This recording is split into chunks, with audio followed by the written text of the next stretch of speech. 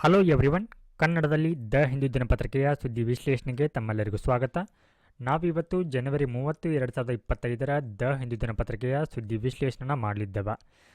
The Hindu ದಿನಪತ್ರಿಕೆಯ ಸುದ್ದಿ ವಿಶ್ಲೇಷಣೆನ ಕಳೆದ 2 ತಿಂಗಳಿಂದ ನಿರಂತರವಾಗಿ ಮಾಡ್ತಾ ಬರ್ತಾ ಇದ್ದೀವಿ. ಸೊ ಇದಕ್ಕೆ ನಿಮ್ಮ ಸಪೋರ್ಟ್ ಕೂಡ ಬೇಕಾಗತ್ತಾ. ಸೊ ಯಾರು ವಿಡಿಯೋಗಳನ್ನ ನೋಡ್ತಾ ಇದ್ದೀರಿ, ಸೊ ತಪ್ಪದೇ ಲೈಕ್ ಮಾಡಿ, ಹಾಗೆ ನಿಮ್ಮ ಅನಿಸಿಕೆ ಮತ್ತು ಅಭಿಪ್ರಾಯಗಳನ್ನ ಕಮೆಂಟ್ ಸೆಕ್ಷನಲ್ಲಿ ತಪ್ಪದೇ ತಿಳಿಸಿ. ಹಾಗೆ ಈ ಒಂದು ಕರೆಂಟ್ ಅನಲೈಸಿಸ್ ಕುರಿತು ನಿಮ್ಮ ಸಲಹೆಗಳು ಕೂಡ ನೀವು ಕಳಿಸ್ಬೋದು. ನಿಮಗೆ ಯಾವ ರೀತಿಯ ಒಂದು ಕರೆಂಟ್ ಅಫೇರ್ಸ್ ಅನಲೈಸಿಸ್ ಬೇಕಾಗುತ್ತೆ ಅನ್ನೋದನ್ನು ಕೂಡ ನೀವು ತಿಳಿಸಿದರೆ, ಸೊ ಆ ಮುಖಾಂತರ ನಾವಿಲ್ಲಿ ನಿಮಗೆ ಬೇಕಾಗಿರುವಂಥ ಕಂಟೆಂಟ್ಗಳನ್ನ ಮತ್ತು ಸೊ ನಿಮಗೆ ತಿಳಿಯುವ ಹಾಗೆ ವಿಡಿಯೋಗಳನ್ನ ಕೂಡ ನಾವಿಲ್ಲಿ ಅಪ್ಲೋಡನ್ನು ಮಾಡ್ತಾ ಹೋಗ್ತೀವಿ. ಹಾಗೆ ಮುಂಬರುವ ದಿನಗಳಲ್ಲಿ ಸ್ಟ್ಯಾಟಿಕ್ ಪೋರ್ಷನ್ಗೆ ಸಂಬಂಧಪಟ್ಟಂಥ ಟಾಪಿಕ್ಗಳನ್ನು ಕೂಡ ನಾವಿಲ್ಲಿ ಡಿಸ್ಕಸ್ಸನ್ನು ಮಾಡಲಿದ್ದೇವೆ. ಎಸ್, ಸೊ ಇವತ್ತಿನ ಈ ಒಂದು ಸಂಚಿಕೆಯಲ್ಲಿ ನಾವು ಡಿಸ್ಕಸ್ ಮಾಡ್ತಾ ಇರುವಂಥ ಮೊದಲನೇ ಒಂದು ಆರ್ಟಿಕಲ್ನ ನೋಡೋಣ. ಇಸ್ರೋಸ್ 100th launch lifts NavIC satellite. So ಈ ಒಂದು ಟಾಪಿಕ್ GS ಪೇಪರ್ 3 ಅಡಿಯಲ್ಲಿ ಸೈನ್ಸ್ ಆ್ಯಂಡ್ ಟೆಕ್ನಾಲಜಿಗೆ ಸಂಬಂಧಪಟ್ಟಿರುವಂಥ ಟಾಪಿಕ್ ಆಗಿದೆ. ಸೊ ಇಲ್ಲಿ ನಾವು ಯಾವುದೇ ಒಂದು ನ್ಯೂಸ್ ಪೇಪರ್ನ ಓದುವಾಗ ಆರ್ಟಿಕಲ್ಗಳನ್ನ ಹೇಗೆ ಚೂಸ್ ಮಾಡ್ತೀವಿ ಅನ್ನೋದು ಕೂಡ ಇಲ್ಲಿ ಇಂಪಾರ್ಟೆಂಟ್ ಆಗುತ್ತೆ. ಸೊ ಇಲ್ಲಿ ಆರ್ಟಿಕಲ್ಗಳನ್ನ ನಾವು ಚೂಸ್ ಮಾಡುವಾಗ ಸೊ ಮೊದಲನೇದಾಗಿ ನಾವು ನೋಡಬೇಕಾಗಿರುವಂಥದ್ದು ಏನಂತಂದರೆ UPSCಯ ಸಿಲಾಬಸ್. ಸೊ UPSC ಸಿಲಾಬಸ್ ಪ್ರಕಾರ ನಾವೇನು ಮಾಡ್ತೀವಿ ಅಂತಂದರೆ ಈ ಒಂದು ದ ಹಿಂದೂ ದಿನಪತ್ರಿಕೆಯಲ್ಲಿ ಆರ್ಟಿಕಲ್ಗಳನ್ನ ಚೂಸ್ ಮಾಡ್ತಾ ಹೋಗ್ತೀವಿ. ಸೊ ನಾವು ಸಿಲೆಬಸನ್ನು ನೋಡಿದರೆ ಈ ಇಸ್ರೋದ 100th launch lift NavIC satellite ಅನ್ನುವಂಥದ್ದನ್ನು ನಾವು ಸೈನ್ಸ್ ಆ್ಯಂಡ್ ಟೆಕ್ನಾಲಜಿಗೆ ಏನು ಮಾಡ್ತೀವಿ, ಲಿಂಕನ್ನು ಮಾಡ್ತೀವಿ. ಸೊ ಈ ಒಂದು ಆರ್ಟಿಕಲಲ್ಲಿ ಹೇಳ್ತಾ ಇದ್ದಾರೆ, ಇಸ್ರೋ ಅವರು ತನ್ನ 100ನೇ ಒಂದು ಮಿಷನ್ನ ಇಲ್ಲಿ ಲಾಂಚ್ ಮಾಡಿದೆ. ಆ ಮೂಲಕ ಇಲ್ಲಿ ನಾವಿಕ್ ಅನ್ನುವಂಥ ಸ್ಯಾಟಲೈಟನ್ನು ಏನು ಮಾಡಿದೆ ಅಂತಂದರೆ ಕಕ್ಷೆಗೆ ಸೇರಿಸಿದೆ ಅನ್ನುವಂಥದ್ದನ್ನು ಹೇಳ್ತಾ ಇದ್ದ. Yes, the Indian Space Research Organization on Wednesday morning launched its historic 100th mission GSLV F-15, lifting with a navigation satellite from the Satish Dhawan Space Center in Sriharikota. So ಈ ಒಂದು ಆರ್ಟಿಕಲ್ ಹೇಳ್ತಾ ಇರುವಂಥದ್ದು ಅಂತಂದರೆ ಇಸ್ರೋನ 100ನೇ ಒಂದು mission ಕುರಿತು, 100th mission ಕುರಿತು. So ಇದು exam perspectively very important ಆಗುತ್ತೆ. ಯಾಕಂದರೆ ಇದು ಇಸ್ರೋನ 100ನೇ ಒಂದು ಮಿಷನ್ ಆಗಿರೋದ್ರಿಂದ ಈ ಒಂದು ಟಾಪಿಕ್ ಮೇಲೆ ಪ್ರಶ್ನೆಗಳನ್ನ ಕೇಳುವಂಥ ಸಾಧ್ಯತೆ ತುಂಬಾ ಹೆಚ್ಚಿದೆ. ಹಾಗಿದ್ರೆ ಈ 100ನೇ ಮಿಷನ್ ಯಾವುದಾಗಿತ್ತು ಅಂತಂದರೆ ಇಲ್ಲಿ GSLV F-15 ಅನ್ನುವಂಥದ್ದು. ಸೊ ಇದು ಒಂದು ರಾಕೆಟ್ ಇದು. ಸೊ ಈ ರಾಕೆಟ್ ಏನು ಮಾಡತ್ತಂತಂದರೆ ಅಥವಾ ಪೇಲೋಡ್ ಏನಿರುತ್ತೆ ಅಂತಂದರೆ ಇದು ನಾವಿಕ್ ಸ್ಯಾಟಲೈಟನ್ನು ಇಲ್ಲಿ ಏನು ಹೇಳಿದ್ದಾರೆ ಅಂತಂದರೆ ನಾವಿಕ್ ಸ್ಯಾಟಲೈಟನ್ನು ಇಲ್ಲಿ ಕಕ್ಷೆಗೆ ಸೇರಿಸಿದೆ ಅಂತ ಹೇಳಿ. ಹಾಗಿದ್ರೆ ಆ ಸ್ಯಾಟಲೈಟ್ ಹೆಸರು ಏನಂತಂದರೆ ಇಲ್ಲಿ NVS-02 ಅನ್ನುವಂಥ ಉಪಗ್ರಹವನ್ನು ಏನು ಮಾಡಿದೆ ಅಂತಂದರೆ ಒಂದು ಉದ್ದೇಶಿತ ಕಕ್ಷೆಗೆ ಈ ಒಂದು ರಾಕೆಟ್ ಅನ್ನುವಂಥದ್ದು ಇಲ್ಲಿ ಸೇರ್ಪಡೆಯನ್ನು ಮಾಡಿರುವಂಥದ್ದು. ಸೊ ಇದರ ಕುರಿತಾಗಿ ನಮಗೆ ಹೆಚ್ಚುವರಿ ಮಾಹಿತಿಯನ್ನು ಪೇಜ್ ನಂಬರ್ 10ನಲ್ಲಿ ಕೂಡ ಕೊಟ್ಟಿದ್ದಾರೆ. ಸೊ ಅದರ ಕುರಿತು ಕೂಡ ನಾವಿಲ್ಲಿ ನೋಡೋಣ. ಎಸ್, ಸೊ ಏನಿವಾಗ ಈ ಒಂದು GSLV F-15 ಅನ್ನುವಂಥದ್ದು ಏನಿದೆ ಅದು ಏನು ಮಾಡಿದೆ, ಈ ಒಂದು ಸ್ಯಾಟಲೈಟನ್ನು NVS-02 ಅನ್ನುವಂಥ ಸ್ಯಾಟಲೈಟನ್ನು ಇಲ್ಲಿ ಕಕ್ಷೆಗೆ ಸೇರಿಸಿದ. ಆ ಕಕ್ಷೆ ಹೆಸರು ಇಟ್ ಪ್ಲೇಸ್ ಅಂತಂದರೆ ಅಲ್ಲಿ ರಾಕೆಟ್. ಸೊ ರಾಕೆಟ್ ಅನ್ನುವಂಥದ್ದು ಸ್ಯಾಟಲೈಟನ್ನು ಈ ಜಿಯೋ ಸಿನ್ಕ್ರೋನಸ್ ಟ್ರಾನ್ಸ್ಫರ್ ಅನ್ನುವಂಥ ಆರ್ಬಿಟ್ಗೆ ಅಥವಾ ಕಕ್ಷೆಗೆ ಇದನ್ನು ಸೇರಿಸಿದೆ ಅನ್ನುವಂಥದ್ದನ್ನು ಇಲ್ಲಿ ಹೇಳ್ತಾ ಇದ್ದಾರೆ. ಹಾಗೆ ಏನಿವಾಗ ಇಸ್ರೋದ ಅಧ್ಯಕ್ಷರು ಡಾಕ್ಟರ್ ನಾರಾಯಣನ್ ಏನಿದ್ದಾರೆ, ಅವರು ಏನು ಹೇಳಿದ್ದಾರೆ ಅಂತಂದರೆ ಇಲ್ಲಿ ಓವರ್ ದೀಸ್ 100 ಲಾಂಚಸ್. ಸೊ ಇಲ್ಲಿವರೆಗೆ 100 ಒಂದು ಮಿಷನ್ನ ಏನು ಲಾಂಚ್ ಮಾಡಿದ್ದಾರೆ, ಅವುಗಳಲ್ಲಿ ISRO has lifted 548 satellites to the orbit. So ಅಂದರೆ ಇವಾಗ ಏನು 100 ಮಿಷನ್ಗಳನ್ನ ಲಾಂಚ್ ಮಾಡಿದ್ದಾರೆ, ಆ 100 ಮಿಷನ್ಗಳಲ್ಲಿ ಸುಮಾರು 548 ಉಪಗ್ರಹಗಳನ್ನ ಏನು ಮಾಡಿದ್ದಾರೆ ಅಂತಂದರೆ ಇಲ್ಲಿ ಕಕ್ಷೆಗೆ ಸೇರಿಸಿದ್ದಾರೆ. ಸೊ ಇದು ಇಸ್ರೋದ ಒಂದು ಸಾಧನೆ ಅಂತಾನೆ ಹೇಳ್ಬೋದು. ಹಾಗೆ we have lifted a total of 120 tons of payload including 23 tons for 33 foreign satellite. So ಏನಂತಂದರೆ ಇಲ್ಲಿವರೆಗೆ 100 ಮಿಷನ್ ಏನು ಲಾಂಚ್ ಆಗಿದೆ, ಇದರಲ್ಲಿ ಸುಮಾರು 120 ಟನ್ನಷ್ಟು ಪೇಲೋಡನ್ನು ಇಲ್ಲಿ ಲಿಫ್ಟ್ ಮಾಡಿದ್ದಾರೆ. ಹಾಗೆ ಈ 120ರಲ್ಲಿ 23 ಟನ್ನಷ್ಟು ವಿದೇಶಿ ಪೇಲೋಡ್ ಕೂಡ ಇತ್ತು. ಸೊ ಇದರಲ್ಲಿ 23 ಪೇಲೋಡ್ಗಳಲ್ಲಿ ಸುಮಾರು 433 ವಿದೇಶಿ ಉಪಗ್ರಹಗಳನ್ನು ಕೂಡ ಇಲ್ಲಿ ಭಾರತ ಏನು ಮಾಡಿದೆ ಅಂತಂದರೆ ಕಕ್ಷೆಗೆ ಸೇರಿಸುವಲ್ಲಿ ಯಶಸ್ವಿ ಆಗಿದೆ. ಹಾಗೆ ಈ NVS-02 ಅನ್ನೋಂಥ ಸ್ಯಾಟಲೈಟ್ ಏನಿದೆ, ಸೊ ಇದು this is the second satellite in the NVS series. So ಇದು NBS ಸೀರೀಸ್ನ 2ನೇ ಒಂದು ಉಪಗ್ರಹ ಆಗಿದ್ದು, ಹಾಗೆ ಇದು ಈ ನಾವಿಕ್ ಅನ್ನುವಂಥದ್ದು ಏನು ಸ್ಯಾಟಲೈಟ್ ಇದೆ ಅದರ ಒಂದು ಭಾಗವಾಗಿರುವಂಥದ್ದು. ಹಾಗೆ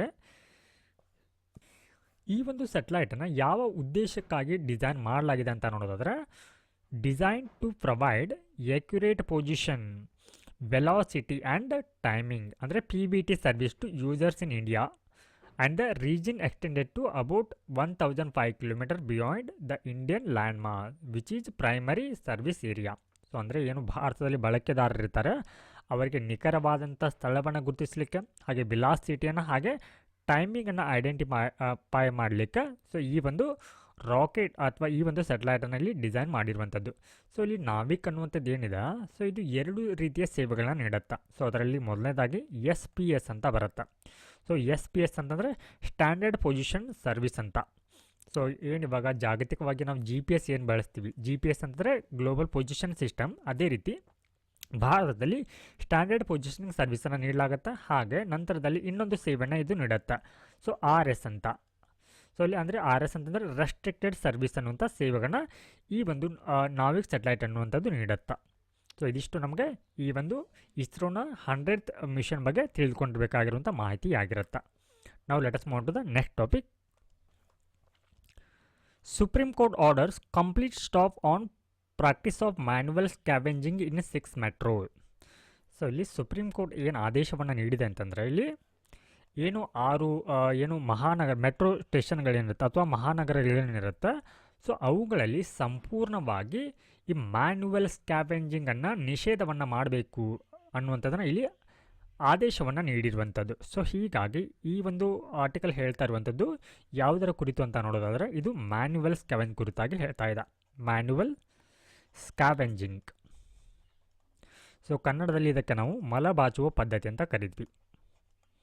ಮಲಬಾಚುವ ಪದ್ಧತಿ. ಸೊ ಹೀಗಾಗಿ ಈ ಒಂದು ಟಾಪಿಕ್ನ ನಾವು GS ಪೇಪರ್ 2 ಅಡಿಯಲ್ಲಿ ಗವರ್ನೆನ್ಸ್ಗೆ ಈ ಒಂದು ಟಾಪಿಕನ್ನು ಕನೆಕ್ಟ್ ಮಾಡ್ಬೋದು. ಗವರ್ನೆನ್ಸ್. ಹಾಗೆ ಈ ಒಂದು ಟಾಪಿಕ್ GS ಪೇಪರ್ 1 ಅಡಿಯಲ್ಲಿ ಸೊಸೈಟಿಗೆ ಕೂಡ ಸಂಬಂಧಪಟ್ಟಿರುವಂಥ ಟಾಪಿಕ್ ಆಗಿದೆ. ಅಂದರೆ ನಮ್ಮ ಸೊಸೈಟಿಯಲ್ಲಿ ಯಾವೆಲ್ಲ ರೀತಿಯ ಒಂದು ಆಚರಣೆಗಳು ಇಲ್ಲಿ ಚಾಲ್ತಿ ಇದೆ ಅನ್ನುವಂಥದ್ರಲ್ಲಿ ಇದು ಕೂಡ ಇಂಪಾರ್ಟೆಂಟ್ ಆಗುತ್ತೆ. ಸೊ ಇಲ್ಲಿ ಸುಪ್ರೀಂ ಕೋರ್ಟ್ ಏನು ಹೇಳಿದೆ ಅಂತಂದರೆ, ಸುಪ್ರೀಂ ಕೋರ್ಟ್ನ ಆದೇಶ ಏನಾಗಿದೆ ಅಂತಂದರೆ, ಇದಕ್ಕೆ ಸಂಬಂಧಪಟ್ಟಂತೆ ಈ ಟಾಪ್ ಮೆಟ್ರೋಪಾಲಿಟನ್ ನಗರಗಳೇನಿರುತ್ತೆ, ಮೆಟ್ರೋಪಾಲಿಟನ್ ಸಿಟಿಗಳೇನಿರುತ್ತೆ, ಇವುಗಳಲ್ಲಿ ಕಂಪ್ಲೀಟಾಗಿ ಸಂಪೂರ್ಣವಾಗಿ ಈ ಮಲಬಾಚುವ ಪದ್ಧತಿ ಏನಿದೆ ಇದನ್ನು ನಿಷೇಧವನ್ನು ಮಾಡಬೇಕಂತ ಹೇಳಿ ಇಲ್ಲಿ ಆದೇಶವನ್ನು ನೀಡಿದ. ಹಾಗಿದ್ರೆ ಯಾವೆಲ್ಲ ಒಂದು ನಗರಗಳಲ್ಲಿ ಇದು ಅಪ್ಲೈ ಆಗತ್ತೆ ಅಂತಂದರೆ, ದೆಹಲಿ, ಮುಂಬೈ, ಕೋಲ್ಕತ್ತಾ, ಹಾಗೆ ಹೈದರಾಬಾದ್ ಮತ್ತು ಬೆಂಗಳೂರು ನಗರ ಸೇರಿ ಈ ಒಂದು ಪ್ರದೇಶಗಳಲ್ಲಿ ಈ ಮ್ಯಾನ್ಯುವಲ್ ಸ್ಕ್ಯಾವೆಂಜಿಂಗನ್ನು ನಿಷೇಧವನ್ನು ಮಾಡಬೇಕಂತ ಹೇಳಿ ಇಲ್ಲಿ ಸುಪ್ರೀಂ ಕೋರ್ಟ್ ತೀರ್ಪನ್ನು ನೀಡಿರುವಂಥದ್ದು. ಹಾಗೆ ಇಲ್ಲಿ ಕೇಂದ್ರ ಸರ್ಕಾರ ಏನು ಮಾಡಿದೆ ಅಂತಂದರೆ ಒಂದು ವರದಿಯನ್ನು ನೀಡಿದ. ಹಾಗಿದ್ರೆ ಏನಂತಂದರೆ, ಏನಿವಾಗ ಸುಮಾರು 775 ಜಿಲ್ಲೆಗಳಿದೆ ಭಾರತದಲ್ಲಿ. ಸೊ ಅವುಗಳಲ್ಲಿ ಸುಮಾರು 465 ಜಿಲ್ಲೆಗಳಲ್ಲಿ 465 ಜಿಲ್ಲೆಗಳಲ್ಲಿ ಯಾವುದೇ ರೀತಿಯ ಒಂದು ಮ್ಯಾನ್ಯುವಲ್ ಸ್ಕ್ಯಾವೆಂಜ್ಗೆ ಸಂಬಂಧಪಟ್ಟಂಥ ವರದಿಗಳು ಇಲ್ಲಿ ಉಲ್ಲೇಖ ಆಗಿಲ್ಲ ಅನ್ನುವಂಥದ್ದನ್ನು ಇಲ್ಲಿ ಕೇಂದ್ರ ಸರ್ಕಾರ ಹೇಳಿರುವಂಥದ್ದು. ಹಾಗೆ ಇದಕ್ಕೆ ಸಂಬಂಧಪಟ್ಟಂತೆ ಇಲ್ಲಿ ಸುಪ್ರೀಂ ಕೋರ್ಟ್ ಏನನ್ನ ತೀರ್ಪನ್ನು ನೀಡಿದೆ ಅಂತ ನೋಡೋದಾದರೆ, ಸೊ ಸುಪ್ರೀಂ ಕೋರ್ಟ್ ಅಥವಾ ಸರ್ವೋಚ್ಚ ನ್ಯಾಯಾಲಯ ಏನು ಹೇಳಿದೆ ಅಂತಂದರೆ, ಸೊ ಏನಿವಾಗ ಮ್ಯಾನ್ಯುವಲ್ ಸ್ಕ್ಯಾವೆಂಜಿಂಗ್ ಏನಿರುತ್ತೆ ಅಥವಾ ಕೈಯಿಂದ ಮಲಬಾಚುವಂಥ ಪದ್ಧತಿ ಏನಿರುತ್ತೆ, ಇದು ಕೇವಲ ಒಂದೇ ವರ್ಗಕ್ಕೆ ಸೀಮಿತ ಆಗಿಲ್ಲ, ಒಂದೇ ವರ್ಗಕ್ಕೆ ಸೀಮಿತ ಆಗಿದೆ. ಸೊ ಈ ಕಾರಣಕ್ಕಾಗಿ ಅಂದರೆ ಇದರಲ್ಲಿ ಒಂದೇ ವರ್ಗಕ್ಕೆ ಸೀಮಿತ ಅಂತಂದರೆ ಇದ್ರ ಹೆಚ್ಚಾಗಿ ಏನು ಮಾಡಲಾಗತ್ತಂದರೆ, ಈ ಹೆಚ್ಚಾಗಿ ಏನಂತಂದರೆ ಈ ಒಂದು SC/ST ಕಮ್ಯುನಿಟಿಗಳನ್ನು ಅಥವಾ ಮಾರ್ಜಿನಲ್ ಸೆಕ್ಷನ್ ಕಮ್ಯುನಿಟಿ ಏನಿರುತ್ತೆ ಅಥವಾ ಹಿಂದುಳಿದ ವರ್ಗಗಳೇನಿರುತ್ತೆ, ಸೊ ಅವರನ್ನು ಏನು ಮಾಡಲಾಗತ್ತಂದರೆ ಈ ಒಂದು ಕೆಲಸದಲ್ಲಿ ಅವರನ್ನು ನೇಮಕ ಮಾಡಿಕೊಳ್ಳಲಾಗತ್ತೆ. ಸೊ ಹೀಗಾಗಿ ಈ ಮಲಬಾಚುವಂಥ ಪದ್ಧತಿ ಏನಿದೆ, ಸೊ ಇದು ಒಂದೇ ವರ್ಗಕ್ಕೆ ಸೀಮಿತವಾಗಿರೋದ್ರಿಂದ ಇದು ಜನರಲ್ಲಿ ಭಾತೃತ್ವದ ಭಾವನೆ ಅಂದರೆ ಫ್ರಾಟರ್ನಿಟಿ, ಹಾಗೆ ಸಮಾನತೆ ಮತ್ತು ಘನತೆಗೆ ಧಕ್ಕೆಯನ್ನು ತರುತ್ತೆ ಅಂತ ಹೇಳಿ ಏನು ಮಾಡಿದೆ ಅಂದರೆ ಇಲ್ಲಿ ಸುಪ್ರೀಂ ಕೋರ್ಟ್ ಇಲ್ಲಿ ಅಂದರೆ ಸರ್ವೋಚ್ಚ ನ್ಯಾಯಾಲಯದ ಬೆಂಚ್ ಏನಿರುತ್ತೆ ಅದು ಅಭಿಪ್ರಾಯವನ್ನು ಪಟ್ಟಿದೆ. ಸೊ ಈ ನಿಟ್ಟಿನಲ್ಲಿ ನಾವು ಮ್ಯಾನ್ಯುವಲ್ ಸ್ಕ್ಯಾವೆಂಜಿಂಗನ್ನು ತಡೆಗಟ್ಟಲಿಕ್ಕೆ ಸರ್ಕಾರ ಯಾವೆಲ್ಲ ಒಂದು ಕ್ರಮಗಳನ್ನ ಕೈಗೊಂಡಿದೆ ಅನ್ನೋದು ಕೂಡ ಇಲ್ಲಿ ಇಂಪಾರ್ಟೆಂಟ್ ಆಗುತ್ತೆ. ಯಾವೆಲ್ಲ ಒಂದು ಕ್ರಮಗಳನ್ನ ಕೈಗೊಂಡಿದೆ ಅಂತ. ಸೊ ಮೊದಲನೇದಾಗಿ prohibition of employment as manual scavengers and their rehabilitation act 2013. So ಈ ಒಂದು ಕಾಯ್ದೆ ಮೂಲಕ ಏನು ಮಾಡುತ್ತೆ, ಈ ರೀತಿ ಒಂದು ಆಚರಣೆಯನ್ನು ನಿಷೇಧವನ್ನು ಮಾಡುತ್ತೆ. ಸೊ ಅದಾದ ನಂತರದಲ್ಲಿ ಇಲ್ಲಿ ಸುಪ್ರೀಂ ಕೋರ್ಟ್ ಕೂಡ ಹಲವಾರು ಒಂದು ತೀರ್ಪುಗಳನ್ನು ನೀಡಿದೆ. ಸೊ 2023ರಲ್ಲಿ ಒಂದು ಸ್ಟೇಟ್ಮೆಂಟನ್ನು ಅಥವಾ ಸರ್ವೋಚ್ಚ ನ್ಯಾಯಾಲಯದಿಂದ ಅಥವಾ ಸುಪ್ರೀಂ ಕೋರ್ಟ್ ಏನು ಮಾಡುತ್ತೆ ಅಂದರೆ ಇಲ್ಲಿ ಒಂದು ರಾಜ್ಯ ಮತ್ತು ಕೇಂದ್ರ ಸರ್ಕಾರಕ್ಕೆ ಇಲ್ಲಿ ನಿರ್ದೇಶನವನ್ನು ನೀಡುತ್ತೆ. ಸೊ ಏನು ಹೇಳುತ್ತೆ ಇಲ್ಲಿ ರಾಜ್ಯ ಮತ್ತು ಕೇಂದ್ರ ಸರ್ಕಾರಗಳಿಗೆ ಅಂತ ನೋಡೋದಾದರೆ, ಸೊ ರಾಜ್ಯ ಮತ್ತು ಕೇಂದ್ರಕ್ಕೆ ಸೊ ಏನಿವಾಗ ಈ ಮ್ಯಾನ್ಯುವಲ್ ಸ್ಕ್ಯಾವೆಂಜಿಂಗ್ ಏನಿದೆ, ಸೊ ಇದನ್ನು ಸೇರಿ ಮ್ಯಾನ್ಯುವಲ್ ಸ್ಕ್ಯಾವೆಂಜಿಂಗ್ ಮತ್ತು ಅಪಾಯಕಾರಿ ಸ್ವಚ್ಛತಾ ಕೆಲಸಗಳೇನಿರುತ್ತೆ, ಅಪಾಯಕಾರಿ ಸ್ವಚ್ಛತಾ ಒಂದು ಕೆಲಸಗಳೇನಿರುತ್ತೆ, ಸ್ವಚ್ಛತಾ ಕಾರ್ಯಗಳನ್ನ ಇಲ್ಲಿ ನಿರ್ಮೂಲನೆಯನ್ನು ಮಾಡಬೇಕಂತ ಹೇಳಿ ಸುಪ್ರೀಂ ಕೋರ್ಟ್ ಇಲ್ಲಿ ಏನು ಮಾಡುತ್ತೆ, ರಾಜ್ಯ ಮತ್ತು ಕೇಂದ್ರ ಸರ್ಕಾರಗಳಿಗೆ ನಿರ್ದೇಶನವನ್ನು ಕೂಡ ನೀಡುತ್ತೆ. ಸೊ ಅದಾದ ನಂತರದಲ್ಲಿ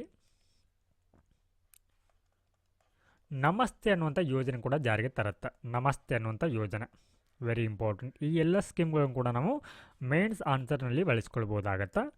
ಸೊ ಈ ಒಂದು ಯೋಜನೆನ 2027ರಲ್ಲಿ ಜಾರಿಗೆ ತರಲಾಗತ್ತೆ. ಸೊ ಇದರ ಉದ್ದೇಶ ಇದು ಕೂಡ ಏನು ಮ್ಯಾನ್ಯುವಲ್ ಸ್ಕ್ಯಾವೆಂಜಿಂಗನ್ನು ಎರಾಡಿಕೇಟ್ ಮಾಡುವಂಥದ್ದಾಗಿದೆ. ಸೊ ಅದಾದ ನಂತರದಲ್ಲಿ ಪ್ರಿವೆನ್ಷನ್ ಆಫ್ ಅಟ್ರಾಸಿಟಿ ಆ್ಯಕ್ಟ್, ದೌರ್ಜನ್ಯ ತಡೆ ಕಾಯ್ದೆ ಅನ್ನುವಂಥದ್ದು ಕೂಡ ಇಲ್ಲಿ ಜಾರಿಗೆ ತರುತ್ತೆ. Prevention of atrocity act. ಹಾಗೆ ಸಫಾಯಿ ಮಿತ್ರ ಸುರಕ್ಷಾ ಚಾಲೆಂಜ್ ಅನ್ನುವಂಥ ಸಫಾಯಿ ಮಿತ್ರ ಸುರಕ್ಷಾ ಚಾಲೆಂಜ್ ಈ ಒಂದು ಯೋಜನೆ ಕೂಡ ಜಾರಿಗೆ ತರುತ್ತೆ. ಸೊ ನಂತರದಲ್ಲಿ ಸ್ವಚ್ಛತಾ ಅಭಿಯಾನ್ ಆ್ಯಪ್ ಅನ್ನುವಂಥದ್ದನ್ನು ವೆರಿ ಇಂಪಾರ್ಟೆಂಟ್. ನೆಕ್ಸ್ಟ್ ಸ್ಕೀಮ್ ರಾಷ್ಟ್ರೀಯ ಗರಿಮಾ ಅಭಿಯಾನ. ಸೊ ಈ ಒಂದು ಸ್ಕೀಮ್ ಮೇಲೆ UPSC ಪ್ರಿಲಿಮ್ಸ್ನಲ್ಲಿ ಪ್ರಶ್ನೆಗಳನ್ನು ಕೇಳಿದ್ದಾರೆ. ಸೊ ಅದನ್ನು ನೀವು ಗೂಗಲ್ನಲ್ಲಿ ಸರ್ಚ್ ಕೂಡ ಮಾಡ್ಬೋದು. ರಾಷ್ಟ್ರೀಯ ಗರಿಮಾ ಅಭಿಯಾನದ ಕುರಿತು ಕೂಡ ಇಲ್ಲಿ ಪ್ರಶ್ನೆಗಳನ್ನ ಕೇಳಿದ್ದಾರೆ.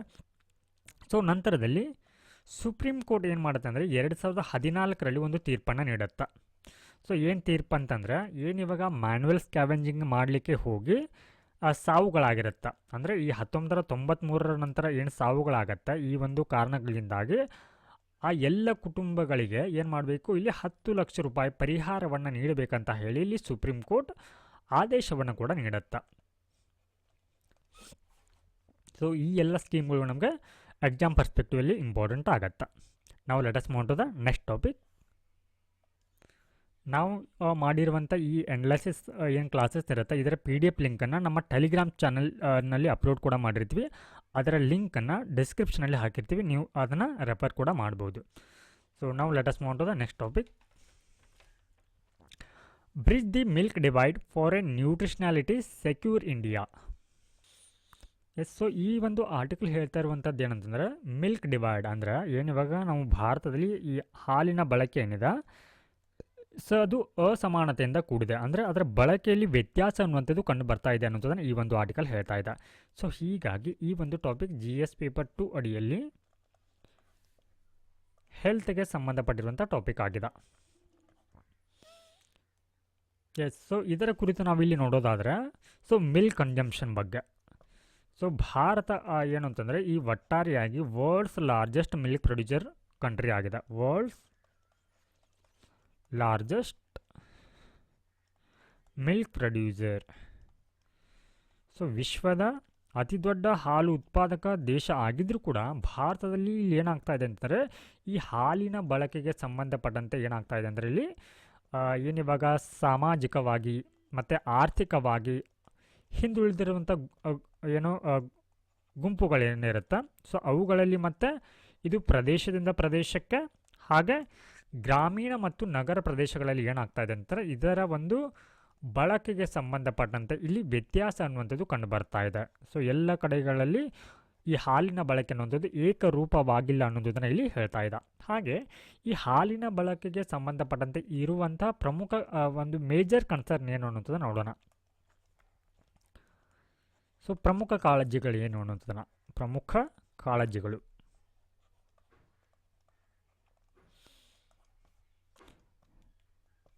ಸೊ ಮೊದಲನೇದಾಗಿ ಏನಂತಂದರೆ ಸಾಮಾಜಿಕ ಆರ್ಥಿಕ ಅಸಮಾನತೆ. ಸಾಮಾಜಿಕ ಆರ್ಥಿಕ ಅಸಮಾನತೆ.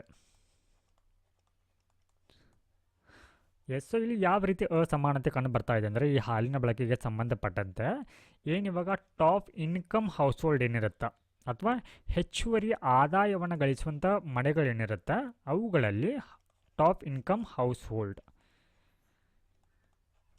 ಸೊ ಇವುಗಳು 3-4 ಪಟ್ಟು ಹೆಚ್ಚಿನ ಒಂದು ಹಾಲನ್ನು ಅಂದರೆ ಏನಿವಾಗ ಈ ಲೋ ಇನ್ಕಮ್ ಹೌಸ್ ಹೋಲ್ಡ್ ಏನಿರುತ್ತೆ, low income house hold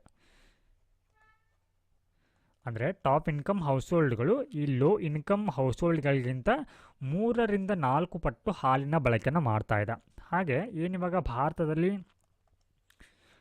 30% ಬಡವರೇನಿದ್ದಾರೆ, poorest ಏನಿದ್ದಾರೆ, ಅತಿ ಕಡು ಬಡವರೇನಿದ್ದಾರೆ, ಸೊ ಇವರು ಒಟ್ಟಾರೆ ಹಾಲಿನ ಬಳಕೆಯಲ್ಲಿ ಕೇವಲ 18% ಬಳಕೆನ ಮಾತ್ರ ಮಾಡ್ತಾ ಇದ್ದಾರೆ.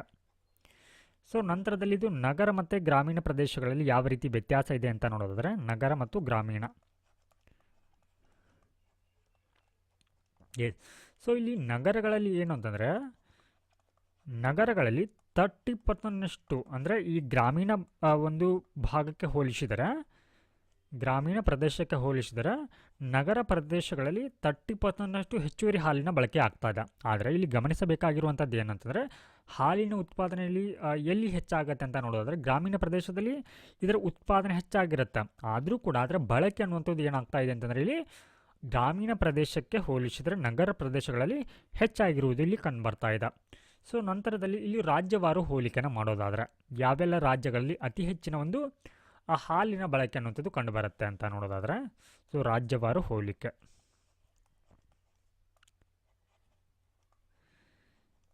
ಸೊ ಇವಾಗ ಹೆಚ್ಚಿನ ಒಂದು ಬಳಕೆ ಎಲ್ಲಿ ಆಗುತ್ತೆ, ಯಾವ ರಾಜ್ಯಗಳು ಹೆಚ್ಚಿನ ಒಂದು ಹಾಲನ್ನು ಮಿಲ್ಕ್ ಕನ್ಸಂಪ್ಷನ್ ಮಾಡುತ್ತೆ ಅಂತ ನೋಡೋದಾದರೆ ರಾಜಸ್ಥಾನ್, ಪಂಜಾಬ್ ಮತ್ತು ಹರಿಯಾಣ ರಾಜ್ಯಗಳಲ್ಲಿ ಹಾಲಿನ ಬಳಕೆ ಹೆಚ್ಚಾಗಿ ಕಂಡುಬರುತ್ತೆ. ಹಾಗಿದ್ರೆ ನಂತರದಲ್ಲಿ ಕಡಿಮೆ ಎಲ್ಲಿ ಆಗುತ್ತೆ, ಕಡಿಮೆ ಬಳಕೆ ಅನ್ನೋದು ಎಲ್ಲಿ ಕಂಡುಬರುತ್ತೆ ಅಂತ ನೋಡೋದಾದರೆ ಛತ್ತೀಸ್ಗಢ, ಒಡಿಶಾ ಮತ್ತು ಪಶ್ಚಿಮ ಬಂಗಾಳದಲ್ಲಿ ಹಾಲಿನ ಒಂದು ಬಳಕೆ ಅನ್ನೋದು ಕಡಿಮೆ ಕಂಡುಬರುತ್ತೆ.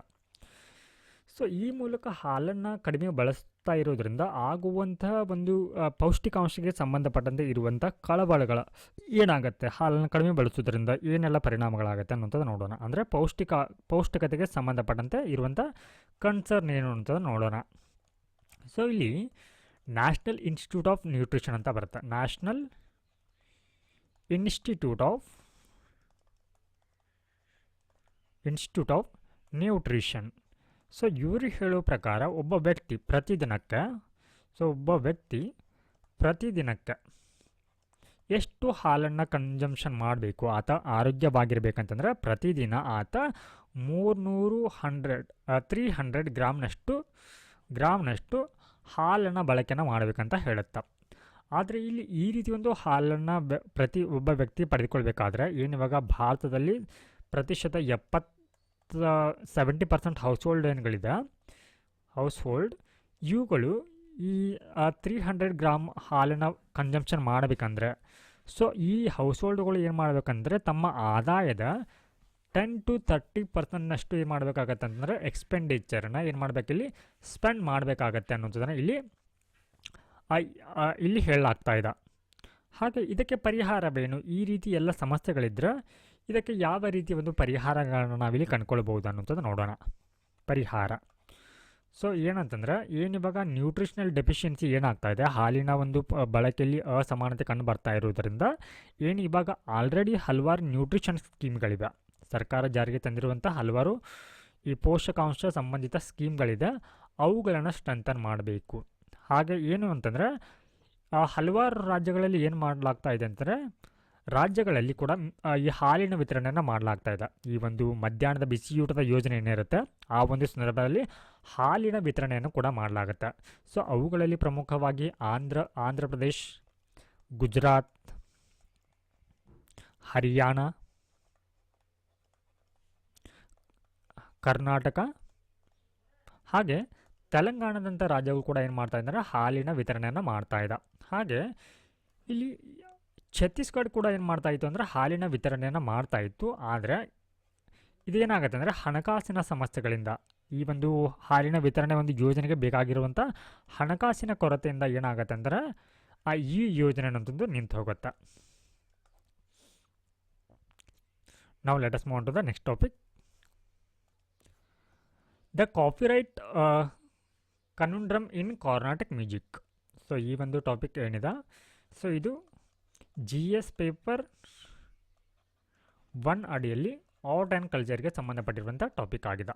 ಸೊ ನಾವು ಆರ್ಟ್ ಆ್ಯಂಡ್ ಕಲ್ಚರ್ನಲ್ಲಿ ಇಂಪಾರ್ಟೆಂಟ್ ಮ್ಯೂಸಿಕ್ಗಳ ಬಗ್ಗೆ ಸ್ಟಡಿಯನ್ನು ಮಾಡ್ತೀವಿ. ಅದರಲ್ಲಿ ಈ ಕಾರ್ನಾಟಿಕ್ ಮ್ಯೂಸಿಕ್ ಕೂಡ ಒಂದಾಗಿದೆ. ಸೊ ಇದಕ್ಕೆ ನಾವು ಕನ್ನಡದಲ್ಲಿ ಕರ್ನಾಟಕ ಸಂಗೀತ ಅಂತ ಕೂಡ ಕರಿತೀವಿ. ಸೊ ಈ ಒಂದು ಆರ್ಟಿಕಲಲ್ಲಿ ಹೇಳ್ತಾ ಇರುವಂಥದ್ದು ಕಾರ್ನಾಟಿಕ್ ಮ್ಯೂಸಿಕ್ ಅಥವಾ ಕರ್ನಾಟಕ ಸಂಗೀತದ ಕುರಿತು.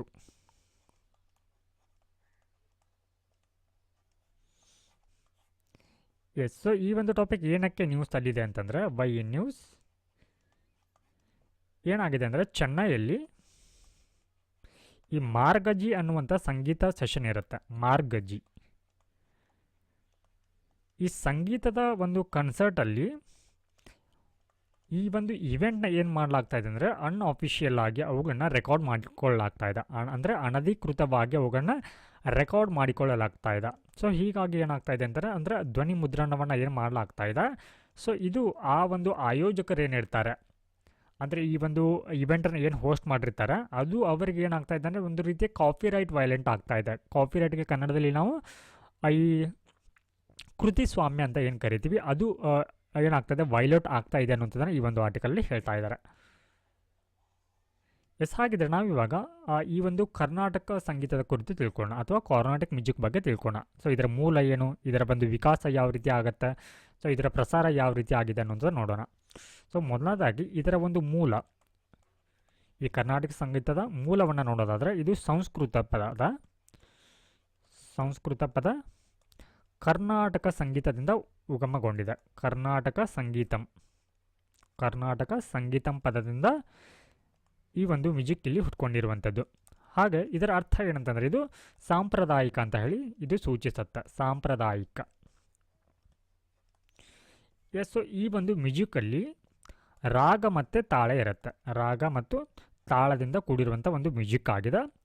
ವಿಶೇಷವಾಗಿ ಈ ಒಂದು ಏನು ಮ್ಯೂಸಿಕ್ ಇದೆ ಅಥವಾ ಸಂಗೀತ ಇದೆ ಇದಕ್ಕೆ ಪೋಷಣೆಯನ್ನು ನೀಡಿರುವಂಥ ರಾಜ್ಯಗಳಂತ ನೋಡೋದಾದರೆ ಇದು ವಿಶೇಷವಾಗಿ ದಕ್ಷಿಣ ರಾಜ್ಯಗಳಲ್ಲಿ ಹೆಚ್ಚಾಗಿದ್ದು ಕಂಡುಬರುತ್ತೆ. ದಕ್ಷಿಣ ರಾಜ್ಯಗಳ ಅವುಗಳಲ್ಲಿ ವಿಶೇಷವಾಗಿ ತಮಿಳುನಾಡು, ಕೇರಳ, ನಂತರದಲ್ಲಿ ಆಂಧ್ರ ಪ್ರದೇಶ್, ಹಾಗೆ ನಮ್ಮ ಕರ್ನಾಟಕದಲ್ಲಿ ಈ ಒಂದು ಕರ್ನಾಟಕ ಮ್ಯೂಸಿಕ್ ಅನ್ನುವಂಥದ್ದು ಅಭಿವೃದ್ಧಿ ಹೊಂದಿದೆ ಅಂತ ಹೇಳಲಾಗ್ತಾ ಇದೆ. ಹಾಗೆ ಇದರ ಎವಲ್ಯೂಷನ್ ಯಾವ ರೀತಿ ಆಯಿತು ಅಂದರೆ ಇದರ ಒಂದು ವಿಕಾಸದ ಕುರಿತು ನಾವು ನೋಡೋದಾದರೆ ವಿಕಾಸ ಮತ್ತು ಹರಡುವಿಕೆ. ಎಸ್, ಸೊ ಇದರ ಆರಂಭಿಕ ಒಂದು ವಿಕಾಸ ಅನ್ನುವಂಥದ್ದು ಎಲ್ಲಿ ಕಂಡು ಬರುತ್ತೆ ಅಂದರೆ ಹಲವಾರು ರಾಜ್ಯ ಮನೆತನಗಳು ಏನು ಮಾಡುತ್ತೆ ಈ ಒಂದು ಸಂಗೀತಕ್ಕೆ ಇಲ್ಲಿ ಆಶ್ರಯವನ್ನು ನೀಡುತ್ತೆ, ಅಂದರೆ ಅದಕ್ಕೆ ಪ್ರೋತ್ಸಾಹವನ್ನು ನೀಡುತ್ತೆ. ಸೊ ಅದರಲ್ಲಿ ವಿಶೇಷವಾಗಿ ನಮ್ಮ ವಿಜಯನಗರ ಸಾಮ್ರಾಜ್ಯ ಸೊ ಇದು 14ರಿಂದ 17ನೇ ಒಂದು ಶತಮಾನದ ಬೇರೆಗೆ ಏನು ಮಾಡುತ್ತೆ ಅಂದರೆ ಈ ಒಂದು ಸಂಗೀತಕ್ಕೆ ಇಲ್ಲಿ ಆಶ್ರಯವನ್ನು ಮತ್ತು ಪ್ರೋತ್ಸಾಹವನ್ನು ನೀಡ್ತಾ ಬರುತ್ತೆ. ಸೊ ನಂತರದಲ್ಲಿ ಹಲವಾರು ಒಂದು ದಕ್ಷಿಣ ರಾಜಮನೆತನಗಳಾಗಿರುವಂಥ ಮೈಸೂರು, ತಂಜಾವೂರು ಹಾಗೆ ಟ್ರಾವಂಕೂರ್ ರಾಜಮನೆತನಗಳು ಏನು ಮಾಡುತ್ತೆ ಅಂದರೆ ಈ ಒಂದು ಸಂಗೀತಕ್ಕೆ ಪ್ರೋತ್ಸಾಹವನ್ನು ನೀಡ್ತಾ ಬರುತ್ತೆ. ಸೊ ಈ ರೀತಿ ಏನು ಐತಿಹಾಸಿಕವಾಗಿ ಈ ರೀತಿ ಒಂದು ಮಹತ್ವವನ್ನು ಹೊಂದಿರುವಂಥ ಈ ಒಂದು ಸಂಗೀತಕ್ಕೆ ಯಾವ ಅಂದರೆ ಇದು ಇಲ್ಲಿ ಪ್ರಮುಖವಾಗಿ ಗಮನಿಸಬೇಕಾಗಿರುವಂಥದ್ದು ಅಂತಂದರೆ ಇದು ನೃತ್ಯದೊಂದಿಗೆ ಸಂಯೋಜನೆಯನ್ನು ಹೊಂದಿರುತ್ತೆ. ನೃತ್ಯ ಸಂಯೋಜನೆ ಅಂದರೆ ಸೊ ಈ ಒಂದು ಸಂಗೀತವನ್ನು ಪ್ಲೇ ಮಾಡಬೇಕಾದ್ರೆ ಇಲ್ಲಿ ಡ್ಯಾನ್ಸನ್ನು ಕೂಡ ಮಾಡಲಾಗುತ್ತೆ. ಸೊ ಅದರಲ್ಲಿ ವಿಶೇಷವಾಗಿ ಏನಂತಂದರೆ ಭರತನಾಟ್ಯಮದೊಂದಿಗೆ ಈ ಒಂದು ಸಂಗೀತನ ಪ್ಲೇ ಮಾಡಲಾಗತ್ತೆ. ಹಾಗಿದ್ರೆ ಇದು ಯಾವ ರೀತಿ ಪ್ರಸಾರ ಆಯಿತು? ಸೊ ಏನು 14ರಿಂದ 17ನೇ ಶತಮಾನದವರೆಗೆ ಏನು ವಿಜಯನಗರ ಸಾಮ್ರಾಜ್ಯ ಇಲ್ಲಿ ಪೋಷಣೆಯನ್ನು ನೀಡ್ತಾ ಬರುತ್ತೆ. ನಂತರದಲ್ಲಿ ದಕ್ಷಿಣದ ಒಂದು ರಾಜ್ಯಗಳು ಇಲ್ಲಿ ಪೋಷಣೆಯನ್ನು ನೀಡ್ತಾ ಬಂದು ಸೊ ಇದು ಪೀಳಿಗೆಯಿಂದ ಪೀಳಿಗೆಗೆ ಯಾವ ರೀತಿ ವರ್ಗಾವಣೆ ಆಯಿತು ಅನ್ನೋಂಥದ್ದು ನೋಡೋದಾದರೆ, ಸೊ ಹಲವಾರು ಭಾಗಗಳಲ್ಲಿ ಸಂಗೀತ ಶಾಲೆಯ ಮೂಲಕ ಇದನ್ನು ವಿದ್ಯಾರ್ಥಿಗಳ ಕಲಿಸಲಾಗ್ತಾ ಬರ್ತಾ ಇತ್ತು. ಸೊ ನಂತರದಲ್ಲಿ ಗುರುಕುಲ ಅಂತ ಹೇಳಿ ಅಂದರೆ ಗುರುವಿನಿಂದ ಶಿಷ್ಯರಿಗೆ ಈ ರೀತಿಯ ಒಂದು ಸಂಗೀತದ ಕಲೆ ಅನ್ನುವಂಥದ್ದು ವರ್ಗಾವಣೆ ಆಗ್ತಾ ಬಂದಿತ್ತು, ಗುರುಕುಲ. ಸೊ ಈ ಮೂಲಕ ಇದು ದೇಶವ್ಯಾಪಿ ಏನಾಗಿದೆ ಅಂದರೆ ಪ್ರಸಾರ ಆಗಿರುವಂಥದ್ದು. ಸೊ ನಂತರದಲ್ಲಿ ಇನ್ನು ಆಧುನಿಕ ಯುಗದಲ್ಲಿ ಇದರ ಪ್ರಸಾರ ಯಾವ ರೀತಿ ಆಯಿತು ಅನ್ನೋದು ನೋಡೋಣ. ಆಧುನಿಕ ಯುಗದಲ್ಲಿ, ಮಾಡರ್ನ್ ಎರಾದಲ್ಲಿ ಸೊ ಇದರ ಪ್ರಸಾರಕ್ಕೆಂದು ಏನು ಮಾಡಲಾಗುತ್ತೆ ಅಂದರೆ ಮದ್ರಾಸ್ ಸಂಗೀತ ಅಕಾಡೆಮಿಯನ್ನು ಸ್ಥಾಪನೆಯನ್ನು ಮಾಡಲಾಗುತ್ತೆ. ಮದ್ರಾಸ್ ಸಂಗೀತ ಅಕಾಡೆಮಿ 1928ರಲ್ಲಿ ಇದನ್ನು ಸ್ಥಾಪನೆಯನ್ನು ಮಾಡಲಾಗುತ್ತೆ. ಹಾಗೆ ಇದು ಜಾಗತಿಕವಾಗಿ ಕೂಡ ಏನು ಮಾಡಲಾಗ್ತಾ ಇದೆ ಅಂತಂದರೆ ಇದು ಪ್ರಾಮುಖ್ಯತೆಯನ್ನು ಪಡ್ಕೊಳ್ತಾ ಇದೆ. ಸೊ ಜಾಗತಿಕವಾಗಿ ಹಲವಾರು ರೀತಿಯ ಒಂದು ಕನ್ಸರ್ಟ್ ಅಂತ ಏನು ಕರಿತೀವಿ ಅಥವಾ ಸಂಗೀತ ಕಚೇರಿಗಳೇನಿರುತ್ತೆ, ಸೊ ಅವುಗಳ ಮೂಲಕ ಏನು ಮಾಡಲಾಗ್ತಾ ಇದೆ ಅಂತಂದರೆ ಈ ಒಂದು ಸಂಗೀತವನ್ನು ಇಲ್ಲಿ ಪ್ರಚಾರವನ್ನು ಮಾಡಲಾಗ್ತಾ ಇದೆ. ಸೊ ವಿಶೇಷವಾಗಿ ಇದು USA, UK ಮತ್ತು ಆಸ್ಟ್ರೇಲಿಯಾದಲ್ಲಿ ಕೂಡ ಏನು ಮಾಡಲಾಗತ್ತೆ ಅಂದರೆ ಈ ಒಂದು ಕರ್ನಾಟಕ ಸಂಗೀತದ ಕುರಿತು ಇಲ್ಲಿ ಕನ್ಸರ್ಟನ್ನು conduct ಮಾಡಲಾಗತ್ತೆ. Now let us move to the next topic. The old and new scheme to look out for on budget day.